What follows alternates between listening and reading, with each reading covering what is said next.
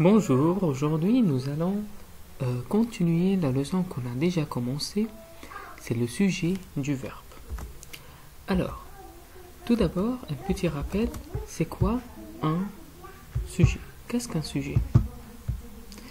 Un sujet, c'est le mot qui nous indique qui a fait l'action, qui a fait le verbe. Alors, le verbe d'action, c'est un verbe comme manger, envoyer, donner. Exemple, le pianiste donne un concert ce soir. Mais on a d'autres genres de verbes, c'est verbe d'état.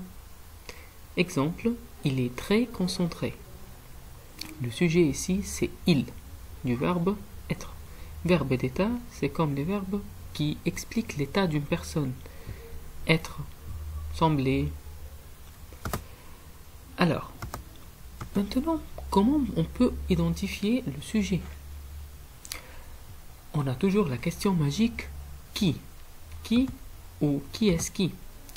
Qui est-ce qui attrape? C'est le pêcheur. Le pêcheur est le sujet du verbe attraper. Faites attention, un verbe peut avoir plusieurs sujets. Comment? Thomas, Luc, Clara font du théâtre. Alors, et si les trois personnes, Thomas et Luc et Clara, Thomas fait du théâtre, Luc fait du théâtre, Clara fait du théâtre. Pour ne pas répéter les mêmes phrases, on a dit Thomas, Luc et Clara font du théâtre. Mais l'action est une seule action. On peut aussi trouver un seul sujet avec plusieurs verbes.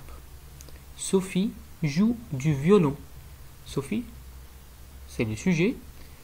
Joue du violon. Chante, c'est le deuxième verbe. Et fait, c'est le troisième verbe. Du théâtre. Alors, au lieu de répéter le mot Sophie, ou bien dire Sophie joue du violon, elle chante, elle fait du théâtre. Non, j'ai dit Sophie joue du violon, chante et fait du théâtre. N'oubliez pas la virgule, hein? La classe grammaticale. Le sujet peut trouver dans la phrase sous forme de plusieurs classes grammaticales. Là, vous vous rappelez la classe grammaticale, les dix groupes, variables et invariables, nom, verbe, adjectif, c'est ça. Alors, le sujet peut être un nom propre, nom, personne ou bien un pays. Mathieu adore le théâtre. Ça peut aussi trouver sous la forme d'un groupe nominal. Le fils de ma voisine adore le théâtre. Sous forme d'un pronom. Pronom personnel sujet ou bien pronom démonstratif. Pronom. Il adore le théâtre. Il, c'est un pronom personnel sujet. Celui-ci me semble mieux. Celui-ci, c'est un pronom démonstratif. Celui-ci me semble mieux. Et me semble, c'est un verbe d'état. Alors, on peut aussi trouver un verbe à l'infinitif. Oui, un verbe à l'infinitif. Quand on a le verbe à l'infinitif, il vient au début de la phrase. Avant un verbe conjugué, ça c'est un sujet. Faire du théâtre exige beaucoup de patience. C'est-à-dire faire du théâtre demande beaucoup de patience. Alors, qui est-ce qui exige beaucoup de patience? C'est faire du théâtre. Une proposition. Une proposition, faites attention, c'est pas une préposition. Une proposition, c'est-à-dire une petite phrase, une phrase. Alors, qui va lentement? Qui va lentement? C'est un sujet avec un verbe. Alors, qui va lentement?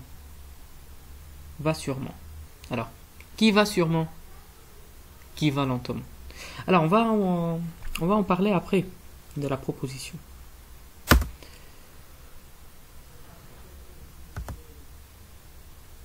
Alors, quelle est la place du sujet? Le sujet peut être encadré entre le mot c'est qui, c'est le pêcheur qui attrape une belle crabe, c'est le pêcheur qui attrape, ou bien ce sont les pêcheurs qui attrapent.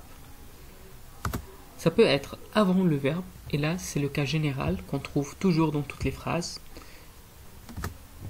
Le pêcheur, très patient, attrape une belle crabe. Alice mange une pomme. Frédéric fait son devoir. Après le verbe, ça c'est pas fréquemment. Alors on trouve pas souvent que le sujet vient, mais parfois on peut lire une phrase. Si on va chercher où est le verbe, ça se trouve après.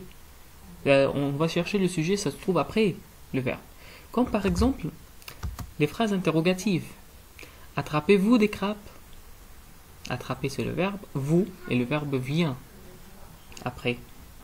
Le sujet vient après le verbe. Si on a commencé avec complément circonstanciel de lieu, par exemple, alors derrière les racines se cachait une crabe. Alors, maintenant nous allons faire un petit exercice. Les élèves de PP5 font de la grammaire. Qui font de la grammaire? Les élèves de PP5. C'est un groupe nominal. Sujet. Demain, tu apprendras à diviser des nombres décimaux. Tu apprendras à diviser. Qui apprendra à diviser? C'est tu. Tu apprendras à diviser. Tu, c'est un pronom personnel. Manger des fruits est très bon pour la santé. Manger des fruits est trop bon pour la santé. Alors, qu'est-ce qui est trop bon pour la santé? Manger des fruits. C'est un verbe à l'infinitif. Julien aime le chocolat. Qui aime le chocolat? Julien aime le chocolat. Quand viendras-tu nous voir? Viendra, c'est le verbe. Tu, c'est le pronom personnel dans une phrase interrogative. Alors tu, c'est le sujet. Merci. Alors, et si vous avez des questions, n'hésitez pas de m'envoyer sur le Nouvien. Au revoir.